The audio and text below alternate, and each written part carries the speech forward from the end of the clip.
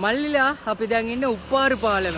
ඒ කියන්නේ අර පැත්තේ තියෙන එක ඇවිල්ලා අර අපේ සාම්පූර් බලාගාරය අර සාම්පූර් එකට විරුද්ධ වුණ කට්ටියක් ඉන්නවනේ. ලංකාවටම කරන්ට් එක සපයන සාම්පූර් එක තියෙන්නේ අන්න ඒ හරියේ. හරි ඊට පස්සේ අර රයිට් හවුස් පොයින්ට් එකේ තියෙන්නේ අන්න ඒ කොනේ. ඒ ඩොට් එකේ තියෙනවා මේකේ නම් පේන්නේ නැහැ. ඒක තමයි සාම්පූර් පොයින්ට් එක. ඊට පස්සේ මේ පැත්තේ සාම්පූර් ඇතුළට යන මුදුර් ඉවර මේ එන්ට්‍රන්ස් එක. ඊට පස්සේ මේ පැත්තේ නම් තියෙනවා කෙලින්ම ට්‍රින්කෝ වලට යන පොයින්ට් එක. එතකොට මේකත් හදලා තියෙන්නේ අර 30 අවුරුදු යුද්ධය ඉවර කරපු මහින්ද රාජපක්ෂම තමයි 2010. එතකොට දැන් මට පොඩ්ඩක් කියන්න මහින්ද මහත්තයා ඇයි ඔක්කොම එකතු වෙලා වැට්ටුවේ කියලා.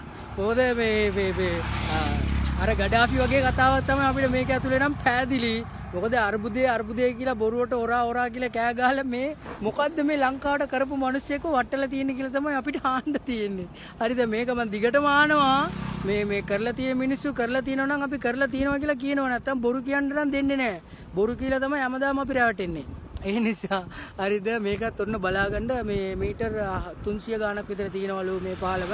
යුද්ධේ කාලේ යුද්ධය යනකොට යුද්ධ ඉවර වෙන්න කලින්ම මේක කන්ස්ට්‍රක්ෂන් එක පටන් අරගෙන 2010 යුද්ධය ඉවර කරපු ගමන් මේක ඉවර කරලා ඕපන් කරලා ඉවරයිලු. අන්න වැඩ්ඩා. හරිද? ජය වේවා.